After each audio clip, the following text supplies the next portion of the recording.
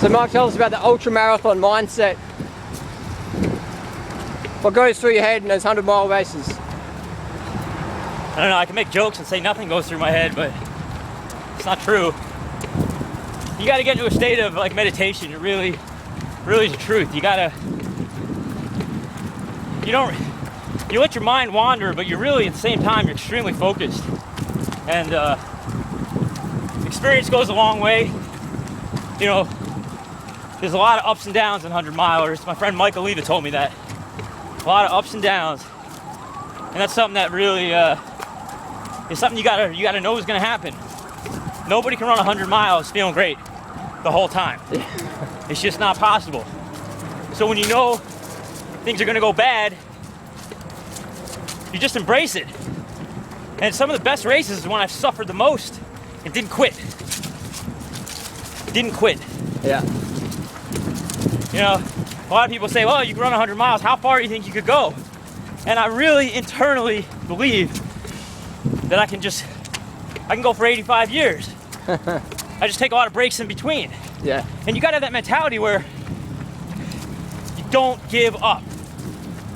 Just keep moving forward. Just keep moving. Yeah. You never take a break. Yeah. Oh, we gotta go this way. Sorry. It's alright.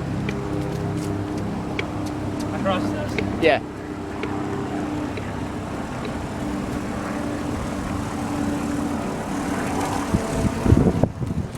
So do you think pacing is important? Going at a smart pace, or? Yeah, you gotta pace well. A lot of people like to think that, you know, it's all in your head. And I think that's not really true. It is an equal 50-50 mind-body experience. Yeah. You have got to do the training. Yeah. If you do not get out there and do the running, you might be able to get through it, but you're gonna have to use your mind a lot more than your body, and it's gonna be a world of hurt. And I don't recommend that, because it ain't gonna bring you back to the sport, and you're gonna be resentful at the whole situation rather than let it be something that's uplifting. So you gotta get out there and do the work. You gotta be responsible, and then everything falls into place. So we want to work on the mind and the body. Yeah, I mean, a lot of times I'm going out for training for my mind just as much for my body. Yep. Interesting. All right, thanks for sharing, Mike. One thing I can say is real important. The only way you're gonna make exercise part of your life is you make it part of a mobility. You gotta run to get somewhere. Yeah, yeah. It's gotta be more than exercise. And it's gotta be a social thing, huh? Go running with beautiful, fit women. Meet up with your friends. That's right. That's right.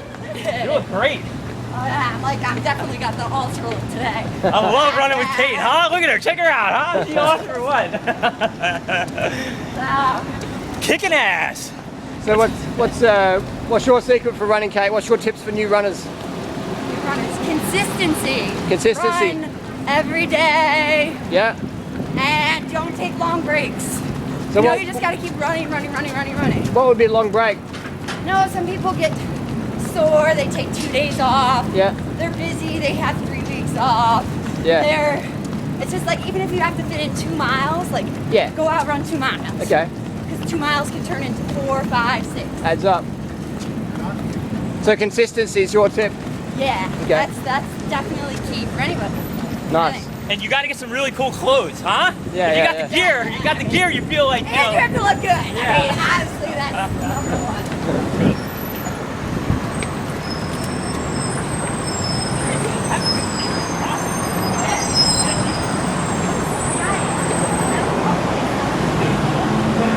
This was some of the best times.